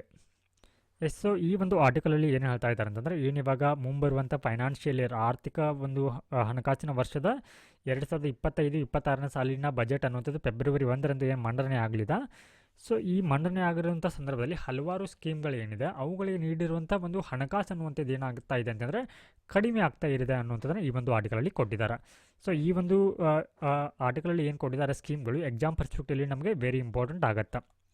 So ಇವುಗಳನ್ನ ನಾನು ನಮ್ಮ ಟೆಲಿಗ್ರಾಮ್ ಚಾನಲ್ನಲ್ಲಿ ಅಪ್ಲೋಡ್ ಕೂಡ ಮಾಡಿರ್ತೀವಿ, ಅವುಗಳನ್ನು ನೀವು ರೆಫರನ್ನು ಮಾಡ್ಕೊಳ್ಬೋದು. ಅವುಗಳಲ್ಲಿ ವಿಶೇಷವಾಗಿ ಇಲ್ಲಿ PM ಸೂರ್ಗರ್ ಮುಫ್ತ್ ಬಿಜ್ಲಿ ಯೋಜನೆಯಿಂದ ಹಿಡಿದು ಹಾಗೆ ಮಿಷನ್ ಅನ್ವೇಷಣೆ ಅನ್ನುವಂಥ ಯೋಜನೆ ಕುರಿತು ಸೊ ಇಲ್ಲಿ ಏನು ಕೊಟ್ಟಿದ್ದಾರೆ ಅಂತಂದರೆ ನೀವು ಇಲ್ಲಿ ನೋಡಬೇಕಾಗಿರುವಂಥದ್ದು ಆ ಸ್ಕೀಮ್ ಮತ್ತು ಅದರ ಎಕ್ಸ್ಪ್ಲನೇಷನ್ ಯಾವ ಉದ್ದೇಶಕ್ಕಾಗಿ ಅದನ್ನು ಜಾರಿಗೆ ತಂದಿದ್ದಾರೆ ಅನ್ನೋಂಥದ್ದು ಇಲ್ಲಿ ಇಂಪಾರ್ಟೆಂಟ್ ಆಗುತ್ತೆ. ಸೊ ಇದರ ಯಾವ ಇಯರ್ ಅನ್ನೋಂಥದ್ದು ಬೇಡ, ಅಂದರೆ ಅದು ಇಲ್ಲಿ ನೆಕ್ಸ್ಟ್ ಕಾಲಮಲ್ಲಿ ಏನು ಕೊಟ್ಟಿದ್ದಾರೆ ಅಂತಂದರೆ ಅದಕ್ಕೆ ನೀಡಿರುವಂಥ ಎಷ್ಟು ಅನುದಾನವನ್ನು ನೀಡಿದ್ದಾರೆ ಅನ್ನೋದನ್ನು ಕೊಟ್ಟಿದ್ದಾರೆ, ಅದೇನು ನಮಗೆ ಅಗತ್ಯವಾಗಿರೋದಿಲ್ಲ. ಜಸ್ಟ್ ಆ ಸ್ಕೀಮು ಮತ್ತು ಅದರ ಎಕ್ಸ್ಪ್ಲನೇಷನ್. ಸೊ ಇಲ್ಲಿ ಎಕ್ಸ್ಪ್ಲನೇಷನ್ ಕೊಡುವಾಗ ಆ ಸ್ಕೀಮ್ನ ಉದ್ದೇಶವನ್ನು ಕೊಟ್ಟಿದ್ದಾರೆ ನೆಕ್ಸ್ಟ್ ಕಾಲಮಲ್ಲಿ. ಸೊ ಹೀಗಾಗಿ ಇದು ವೆರಿ ಇಂಪಾರ್ಟೆಂಟ್ ಆಗುತ್ತೆ. Now let us move to the next topic. Lack of protective laws exposes domestic workers to abuse, says Supreme Court. So ಇಲ್ಲಿ ಸುಪ್ರೀಂ ಕೋರ್ಟ್ ಏನು ಹೇಳಿದೆ ಅಂತಂದ್ರೆ ಡೊಮೆಸ್ಟಿಕ್ ವರ್ಕರ್ಸ್ ಏನಿರ್ತಾರೆ ಅಥವಾ ಮನೆಗೆಲಸದವ್ರು ಏನಿರ್ತಾರೆ ಅವರ ಮೇಲೆ ದೌರ್ಜನ್ಯ ಹೆಚ್ಚಾಗಲಿಕ್ಕೆ ಕಾರಣ ಏನಂತಂದರೆ ಹಲವಾರು ಒಂದು ಪ್ರೊಟೆಕ್ಟಿವ್ ಲಾ ಅಂದರೆ ಇಲ್ಲಿ ಅವರ ರಕ್ಷಣೆ ಕುರಿತ ಇರುವಂಥ ಕಾನೂನುಗಳ ಕೊರತೆ ಇದೆ ಅನ್ನೋಂಥದ್ದನ್ನು ಇಲ್ಲಿ ಆ ಸುಪ್ರೀಂ ಕೋರ್ಟ್ ಗಮನಿಸಿರುವಂಥದ್ದು. ಸೊ ಮೊದಲನೇದಾಗಿ ಈ ಒಂದು ಟಾಪಿಕ್ ಏನಕ್ಕೆ ನ್ಯೂಸಲ್ಲಿದೆ ಅನ್ನೋಂಥ ತಿಳ್ಕೊಳ್ಳೋಣ. ಸೊ ಈ ಒಂದು ಟಾಪಿಕ್ GS ಪೇಪರ್ 2 ಅಡಿಯಲ್ಲಿ ಗವರ್ನೆನ್ಸ್ಗೆ ಸಂಬಂಧಪಟ್ಟಿರುವಂಥ ಟಾಪಿಕ್ ಆಗಿದೆ.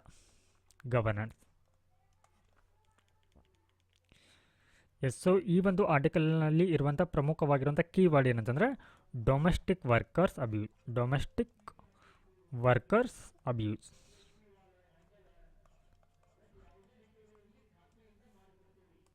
ಸೊ ಅಂದರೆ ಇದು ಮನೆಗೆಲಸದವರ ಮೇಲಿನ ದೌರ್ಜನ್ಯದ ಕುರಿತು ಈ ಒಂದು ಆರ್ಟಿಕಲ್ ಹೇಳ್ತಾ ಇದೆ. ಸೊ ಇದು ಏನಕ್ಕೆ ನ್ಯೂಸಲ್ಲಿದೆ ಅಂತಂದರೆ ಇತ್ತೀಚೆಗೆ ಈ ಒಂದು ಛತ್ತೀಸ್ಗಢದ ಟ್ರೈಬಲ್ ವುಮನ್ ಅವರ ಮೇಲೆ ಏನಾಗ್ತಾ ಇದೆ ಅಂದರೆ ಇಲ್ಲಿ ದೌರ್ಜನ್ಯ ಆಗ್ತಾ ಇರುವಂಥದ್ದನ್ನು ಇಲ್ಲಿ ಸುಪ್ರೀಂ ಕೋರ್ಟ್ ಗಮನಿಸಿರುವಂಥದ್ದು. ಸೊ ಈ ನಿಟ್ಟಿನಲ್ಲಿ ಈ ಡೊಮೆಸ್ಟಿಕ್ ವರ್ಕರ್ಸ್ ಏನಿರ್ತಾರೆ ಅಥವಾ ಮನೆ ಕೆಲಸದವರು ಏನಿರ್ತಾರೆ ಸೊ ಇವರು ಫೇಸ್ ಮಾಡ್ತಾ ಇರುವಂಥ ಸಮಸ್ಯೆಗಳ ಕುರಿತು ನಾವಿಲ್ಲಿ ನೋಡೋಣ.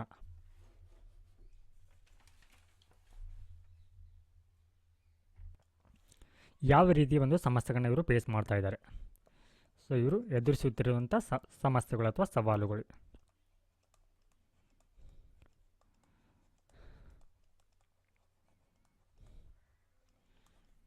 ಸೊ ಮೊದಲನೇದಾಗಿ ಏನಾಗ್ತಾ ಇದೆ ಅಂತಂದರೆ ಈ ಮನೆ ಕೆಲಸದವರಿಗೆ ಒಂದು ಕಡಿಮೆ ವೇತನವನ್ನು ಇಲ್ಲಿ ನೀಡಲಾಗ್ತಾ ಇದೆ.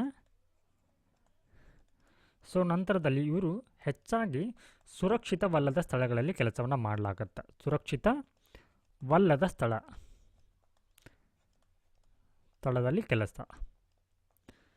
ಸೊ ಅಂದರೆ ಇವರ ಮೇಲೆ ಆಗಾಗ ಲೈಂಗಿಕ ದೌರ್ಜನ್ಯಗಳಾಗತ್ತೆ. ಹಾಗಾಗಿ ಅವರಿಗೆ ಕೆಲಸದಲ್ಲಿ ಬೇಕಾಗಿರುವಂಥ ಮೂಲ ಸೌಕರ್ಯಗಳು ಸಿಗದೆ ಇರುವಂಥ ಸ್ಥಳಗಳಲ್ಲಿ ಅವರಿಗೆ ಕೆಲಸಕ್ಕೆ ನಿಯೋಜನೆಯನ್ನು ಮಾಡಿಕೊಳ್ಳಲಾಗತ್ತೆ. ಹಾಗೆ ಆಗಾಗ ಇವರು ಫೇಸ್ ಮಾಡ್ತಾ ಇರುವಂಥ ಇನ್ನೊಂದು ಪ್ರಮುಖ ಸಮಸ್ಯೆ ಅಂತಂದರೆ ಇವರಿಗೆ ಹೆಚ್ಚುವರಿ ಒಂದು ಸಮಯದ ಕೆಲಸವನ್ನು ನೀಡಲಾಗತ್ತೆ.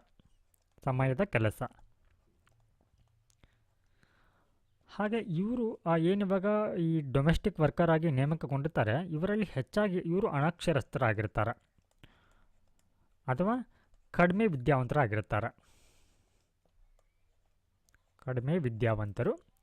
ಅಥವಾ ಇವರಿಗೆ ಕಡಿಮೆ ಕೌಶಲ್ಯ ಇರುತ್ತೆ.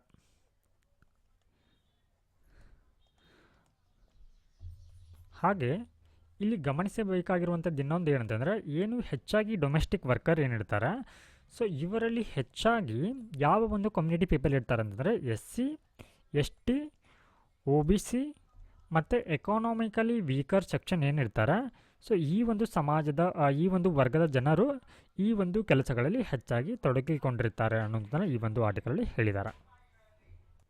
ಸೊ ಏನಿವಾಗ ಈ ಡೊಮೆಸ್ಟಿಕ್ ವರ್ಕರ್ ಈ ರೀತಿಯ ಒಂದು ಸಮಸ್ಯೆಗಳನ್ನ ಏನು ಫೇಸ್ ಮಾಡ್ತಾ ಇದ್ದಾರೆ, ಇದಕ್ಕೆ ಪ್ರಮುಖ ಕಾರಣ ಏನು ಅನ್ನೋದನ್ನಲ್ಲಿ ಸುಪ್ರೀಂ ಕೋರ್ಟ್ ಗಮನಿಸಿದೆ. ಏನಂತಂದರೆ ಇವರ ಹಕ್ಕುಗಳು ಏನಿರುತ್ತೆ ಅಂದರೆ ಬೆಟರ್ ಒಂದು ವರ್ಕಿಂಗ್ ಕಂಡೀಷನ್ ಆಗಿರ್ಬೋದು ಅಥವಾ ಸಮಾನ ವೇತನ ಆಗಿರ್ಬೋದು.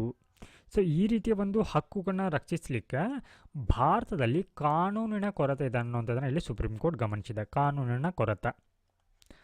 ಸೊ ಯಾವ ರೀತಿ ಕಾನೂನಿನ ಕೊರತೆ ಇದೆ ಅಂತಂದರೆ, ಭಾರತದಲ್ಲಿ ಏನಿವಾಗ ಈ ಒಂದು ಗೃಹ ಕಾರ್ಮಿಕರು ಏನಿರ್ತಾರೆ, ಗೃಹ ಕಾರ್ಮಿಕರನ್ನು ಸೊ ಇವರನ್ನು ಭಾರತದಲ್ಲಿ ಯಾವುದೇ ಒಂದು ಕಾಯ್ದೆಗೆ ವ್ಯಾಪ್ತಿಗೆ ಒಳಪಡೋದಿಲ್ಲ. ಈ ಕಾರಣಕ್ಕಾಗಿ ಇವರು ಹಲವಾರು ರೀತಿಯ ಸಮಸ್ಯೆಗಳನ್ನ ಇಲ್ಲಿ ಫೇಸ್ ಮಾಡ್ತಾ ಇದ್ದಾರೆ. ಸೊ ಇಲ್ಲಿ ಈ ಒಂದು ಡೊಮೆಸ್ಟಿಕ್ ವರ್ಕರ್ ಅವರ ಅಥವಾ ಅವರ ಹಕ್ಕುಗಳಿಗೆ ಸಂಬಂಧಪಟ್ಟಂತೆ ಹಲವಾರು ರಾಜ್ಯಗಳು ಏನು ಮಾಡಿದೆ ಅಂತಂದರೆ ಇಲ್ಲಿ ಕ್ರಮಗಳನ್ನು ಕೈಗೊಂಡಿದೆ. ಸೊ ಅದರಲ್ಲಿ ವಿಶೇಷವಾಗಿ ತಮಿಳುನಾಡು, ಮಹಾರಾಷ್ಟ್ರ, ಕೇರಳದಂಥ ರಾಜ್ಯಗಳು ಹಲವಾರು ಒಂದು ತಮ್ಮ ಕಾಯ್ದೆಗಳ ಮೂಲಕ ಏನು ಮಾಡಿದೆ ಅಂತಂದರೆ ಒಂದು ಸ್ಪೆಷಲೈಸ್ಡ್ ಬಾಡಿಗಳನ್ನು ಏನು ಮಾಡಿದೆ ಅಂದರೆ ರಚನೆಯನ್ನು ಮಾಡಿದೆ. ಆ ಮೂಲಕ ಏನು ಡೊಮೆಸ್ಟಿಕ್ ವರ್ಕರ್ ಅವರ ಭದ್ರತೆಗೆ ಸಂಬಂಧಪಟ್ಟಂಥ ಅನುಕೂಲಗಳನ್ನ ಹಾಗೆ ಚೈಲ್ಡ್ ಕೇರ್ಗೆ ಸಂಬಂಧಪಟ್ಟಂತೆ ಈ ರೀತಿಯ ಒಂದು ಸಮಸ್ಯೆಗಳನ್ನ ಏನು ಮಾಡುತ್ತೆ, ಅದು ಪರಿಹರಿಸುವಂಥ ಕೆಲಸವನ್ನು ಅದು ಮಾಡುತ್ತೆ. ಸೊ ಇದೇ ನಿಟ್ಟಿನಲ್ಲಿ ಕೇಂದ್ರ ಸರ್ಕಾರವು ಕೂಡ ಹಲವಾರು ಒಂದು ಪ್ರಯತ್ನಗಳನ್ನು ಕೂಡ ಮಾಡುತ್ತೆ. ಸೊ ಇಲ್ಲಿ ಏನಂತಂದ್ರೆ the domestic workers conditions of employment bill 1959 ಮತ್ತು the domestic workers regulation of work and social security bill 2017. So ಈ ಎರಡೂ ಮಸೂದೆಗಳನ್ನು ಜಾರಿಗೆ ತರುತ್ತೆ. ಆದರೆ ಈ ಎರಡೂ ಮಸೂದೆಗಳು ಕೂಡ ಏನಾಗಿಲ್ಲ ಅಂತಂದರೆ ಕಾಯ್ದೆಗಳಾಗಿ ರೂಪುಗೊಂಡಿಲ್ಲ. ನಾವು let us move to the next topic. Rooftop solar installation scheme reaches 8.5% of 1 crore house target. So ಈ ಒಂದು ಆರ್ಟಿಕಲ್ ಹೇಳ್ತಾ ಇರುವಂಥದ್ದು ಏನಂತಂದರೆ ಒಂದು ಪ್ರಮುಖವಾಗಿರುವಂಥ ಸ್ಕೀಮ್ ಕುರಿತು ಈ ಒಂದು ಆರ್ಟಿಕಲ್ ಹೇಳ್ತಾ ಇದೆ. ಸೊ ಏನು ಹೇಳಿದೆ ಅಂತಂದರೆ ಈ ಒಂದು ಆರ್ಟಿಕಲಲ್ಲಿ top solar installation scheme reaches 8.5% of 1 crore house target. ಈ ಒಂದು ಯೋಜನೆ ಏನಿದೆ, ಸೊ ಈ ಒಂದು ಯೋಜನೆ ಅಡಿಯಲ್ಲಿ ಸುಮಾರು 1 ಕೋಟಿ ಮನೆಗಳಿಗೆ ಏನು ರೂಫ್ ಟಾಪ್ ಅಂದರೆ ಮೇಲ್ಛಾವಣಿ ಸೋಲಾರ್ ಅಳವಡಿಕೆ ಅನ್ನುವಂಥದ್ದು ಈ 1 ಕೋಟಿ ಮನೆಗಳಲ್ಲಿ ಸುಮಾರು 8.5 ಲಕ್ಷ ಮನೆಗಳಿಗೆ ಪೂರ್ಣಗೊಂಡಿದೆ ಅನ್ನೋದನ್ನು ಈ ಒಂದು ಆರ್ಟಿಕಲಲ್ಲಿ ಹೇಳ್ತಾ ಇದ್ದಾರೆ. ಸೊ ಈ ನಿಟ್ಟಿನಲ್ಲಿ ನಾವು ಈ ಒಂದು ಆರ್ಟಿಕಲ್ ಯಾವ ಒಂದು ಸ್ಕೀಮ್ ಕುರಿತು ಹೇಳ್ತಾ ಇದೆ ಅನ್ನೋದು ಇಲ್ಲಿ ಇಂಪಾರ್ಟೆಂಟ್ ಆಗುತ್ತೆ. ಸೊ ಈ ಒಂದು ಆರ್ಟಿಕಲಲ್ಲಿ ಹೇಳ್ತಾ ಇರುವಂಥದ್ದು PM ಸೂರ್ಯಘರ್ ಸ್ಕೀಮ್ ಕುರಿತು. PM ಸೂರ್ಯಘರ್ ಸ್ಕೀಮ್ ಕುರಿತು ಈ ಒಂದು ಆರ್ಟಿಕಲ್ ಹೇಳ್ತಾ ಇದೆ. ಸೊ ಈ ಒಂದು ಟಾಪಿಕ್ GS ಪೇಪರ್ 2 ಅಡಿಯಲ್ಲಿ ಗವರ್ನೆನ್ಸ್ಗೆ ಸಂಬಂಧಪಟ್ಟಿರುವಂಥ ಟಾಪಿಕ್ ಆಗಿದೆ. ಗವರ್ನೆನ್ಸ್ ಎಸ್, ಸೊ ಇದು ಏನಕ್ಕೆ ನ್ಯೂಸಲ್ಲಿದೆ ಅಂತ ಈಗಾಗಲೇ ನಾವು ನೋಡಿದ್ದೀವಿ. ಸೊ ಏನು ಈ ಒಂದು ಯೋಜನೆ ಅಡಿಯಲ್ಲಿ ಸುಮಾರು 1 ಕೋಟಿ ಮನೆಗಳಲ್ಲಿ 8.5 ಲಕ್ಷ ಮನೆಗಳಿಗೆ ಇಲ್ಲಿ ಸೋಲಾರನ್ನು ಅಳವಡಿಕೆಯನ್ನು ಮಾಡಿದೆ ಅನ್ನೋದನ್ನು ಈ ಒಂದು ಆರ್ಟಿಕಲ್ ಹೇಳ್ತಾ ಇದೆ. ಸೋಲಾರ್ ಅಳವಡಿಕೆ ಆಗಿದೆ. ಸೊ ಈ ಒಂದು ಯೋಜನೆ ಕುರಿತು ನಾವು ನೋಡೋದಾದರೆ ಅಬೌಟ್ ಸೊ ಈ ಒಂದು ಯೋಜನೆಯನ್ನು ಯಾವಾಗ ಜಾರಿಗೆ ತರಲಾಗತ್ತೆ ಅಂತ ನೋಡೋದಾದರೆ ಇದನ್ನು ಫೆಬ್ರವರಿ 15, 2024 ಅಂದರೆ ಕಳೆದ ವರ್ಷ ಈ ಒಂದು ಯೋಜನೆಯನ್ನು ಜಾರಿಗೆ ತರಲಾಗತ್ತೆ. ಹಾಗೆ ಇದು ಒಂದು ಉದ್ದೇಶಿತ ವೆಚ್ಚ. ಇದಕ್ಕೆ ಈ ಒಂದು ಯೋಜನೆಗೆ ಎಷ್ಟು ಮೀಸಲಿಡಲಾಗಿದೆ ಅಂತ ನೋಡೋದಾದರೆ ಸುಮಾರು 75,000 ಕೋಟಿ ರೂಪಾಯಿಯಷ್ಟು 75,000 ಕೋಟಿಯಷ್ಟು ಈ ಒಂದು ಯೋಜನೆಗೆ ಮೀಸಲಿಡಲಾಗಿದೆ. ಹಾಗಿದ್ರೆ ಇದು ಯಾವ ಒಂದು ಸಚಿವಾಲಯದ ಅಡಿಯಲ್ಲಿ ಬರುತ್ತೆ ಅನ್ನುವಂಥದ್ದು. ಸೊ ಎಕ್ಸಾಮ್ನಲ್ಲಿ ನಮಗೆ ಇದೇ ರೀತಿ ಮಿನಿಸ್ಟ್ರಿಗಳು ಕೂಡ ಕೇಳ್ತಾರೆ, ಯಾವ ಒಂದು ಮಿನಿಸ್ಟ್ರಿ ಅಡಿಯಲ್ಲಿ ಈ ಒಂದು ಯೋಜನೆ ಬರುತ್ತೆ ಅನ್ನುವಂಥದ್ದು. ಸೊ ಇದನ್ನು ministry for new and renewable energy ಈ ಒಂದು ಸಚಿವಾಲಯದ ಅಡಿಯಲ್ಲಿ ಇದು ಬರುತ್ತೆ. ಹಾಗಿದ್ರೆ ಈ ಒಂದು ಯೋಜನೆ ಏನಿದೆ ಇದರ ಉದ್ದೇಶ ಏನಾಗಿದೆ ಅನ್ನೋದು ಕೂಡ ಇಲ್ಲಿ ಇಂಪಾರ್ಟೆಂಟ್ ಆಗುತ್ತೆ.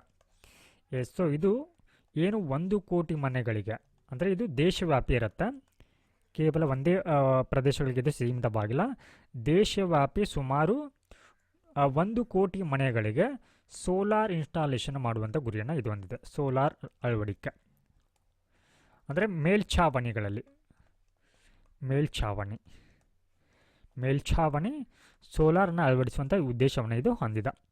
ಹಾಗೆ ಈ ರಿನ್ಯೂವೇಬಲ್ ಎನರ್ಜಿಗೆ ಸಂಬಂಧಪಟ್ಟಂತೆ ಭಾರತದ ಕಮಿಟ್ಮೆಂಟ್ ಅಥವಾ ಬದ್ಧತೆ ಯಾವ ರೀತಿ ಇದೆ ಅಂತ ನೋಡೋದಾದರೆ ಸೊ ಏನು ಮುಂಬರುವಂಥ ವರ್ಷಗಳಲ್ಲಿ ಸುಮಾರು 50 ಗಿಗಾವ್ಯಾಟ್ ವಿದ್ಯುತ್ತನ್ನು ಅಂದರೆ ವಾರ್ಷಿಕವಾಗಿ ಎನ್ಯುವಲಿ ಈ ರಿನ್ಯೂವೇಬಲ್ ಎನರ್ಜಿ ಸೋರ್ಸ್ಗಳಿಂದ ಉತ್ಪಾದನೆಯನ್ನು ಮಾಡುವಂಥ ಗುರಿಯನ್ನು ಹೊಂದಿದ. ಹಾಗೆ ಕಳೆದ ಒಂದು ದಶಕದಲ್ಲಿ ಅಂದರೆ 2014ರಲ್ಲಿ ಏನಂತಂದರೆ ಈ ರಿನ್ಯೂವೇಬಲ್ ಎನರ್ಜಿಯಿಂದ ಸುಮಾರು 70.5 ಗಿಗಾವ್ಯಾಟ್ ವಿದ್ಯುತ್ತನ್ನು ಉತ್ಪಾದನೆ ಮಾಡಲಾಗ್ತಾಯಿತ್ತು. ಅದು ಏನಾಗಿದೆ ಅಂದರೆ ಇವಾಗ ಏರಿಕೆಯಾಗಿದೆ. ಅಂದರೆ 2025ರಲ್ಲಿ ಸುಮಾರು 220 ಗಿಗಾವ್ಯಾಟ್ ವಿದ್ಯುತ್ತನ್ನು ನಾವು ಈ ರಿನ್ಯೂವೇಬಲ್ ಎನರ್ಜಿ ಸೋರ್ಸ್ಗಳಿಂದ ಉತ್ಪಾದನೆಯನ್ನು ಮಾಡ್ತಾ ಇದ್ದೀವಿ ಅನ್ನೋದನ್ನು ಈ ಒಂದು ಆರ್ಟಿಕಲ್ಲಿ ಹೇಳಿದ್ದಾರೆ. And the next topic, Burkina Faso, Mali and Niger officially leave West Africa. So ಈಗಾಗಲೇ ನಾವು ಈ ಒಂದು ಕಂಟ್ರಿಗಳ ಕುರಿತು ಡಿಸ್ಕಸ್ಸನ್ನು ಮಾಡಿದ್ವಿ. ಸೊ ಇಲ್ಲಿ ನಮಗೆ ಪ್ರಿಲಿಮ್ಸ್ ಪರ್ಸ್ಪೆಕ್ಟಿವಲ್ಲಿ ಸೊ ಇವುಗಳ ಒಂದು ಲೊಕೇಶನ್ ಕೂಡ ಅಂದರೆ ಮ್ಯಾಪಿಂಗ್ ಪರ್ಸ್ಪೆಕ್ಟಿವ್ನಲ್ಲಿ ಈ ಒಂದು ಲೊಕೇಶನ್ಗಳು ಇಂಪಾರ್ಟೆಂಟ್ ಆಗುತ್ತೆ. ಅವುಗಳನ್ನು ನೀವು ಮ್ಯಾಪ್ ಮುಖಾಂತರ ಅವುಗಳನ್ನು ಐಡೆಂಟಿಫೈ ಮಾಡ್ಬೋದು. ಏನಾಗಿದೆ ಅಂತಾರೆ ಈ ವೆಸ್ಟ್ ಆಫ್ರಿಕಾ ಬ್ಲಾಕ್ ಏನಿದೆ ಸೊ ಈ ಬ್ಲಾಕ್ನಿಂದ ಈ 3 ಕಂಟ್ರಿಗಳು ಬರ್ಕಿನೋ ಫ್ಯಾಸೋ ಮತ್ತು ಮಾಲಿ ಮತ್ತು ನೈಜರ್ಗಳು ಏನಾಗಿದೆ ಅಂದರೆ ಎಕ್ಸಿಟ್ ಆಗಿದೆ ಅನ್ನೋದನ್ನು ಈ ಒಂದು ಆರ್ಟಿಕಲ್ ಹೇಳ್ತಾ ಇದೆ. ಸೊ ಇದಾಗಿತ್ತು ಇವತ್ತಿನ ದ ಹಿಂದೂ ದಿನಪತ್ರಿಕೆಯ ಸುದ್ದಿ ವಿಶ್ಲೇಷಣೆ. ಸೊ ಈ ಒಂದು ವಿಡಿಯೋದ ಕುರಿತು ನಿಮ್ಮ ಅನಿಸಿಕೆ ಮತ್ತು ಅಭಿಪ್ರಾಯಗಳನ್ನ ಕಮೆಂಟ್ ಸೆಕ್ಷನಲ್ಲಿ ತಪ್ಪದೇ ತಿಳಿಸಿ. ಹಾಗೆ ಲೈಕ್ ಮಾಡೋದನ್ನು ಮರಿಬೇಡಿ. Thank you.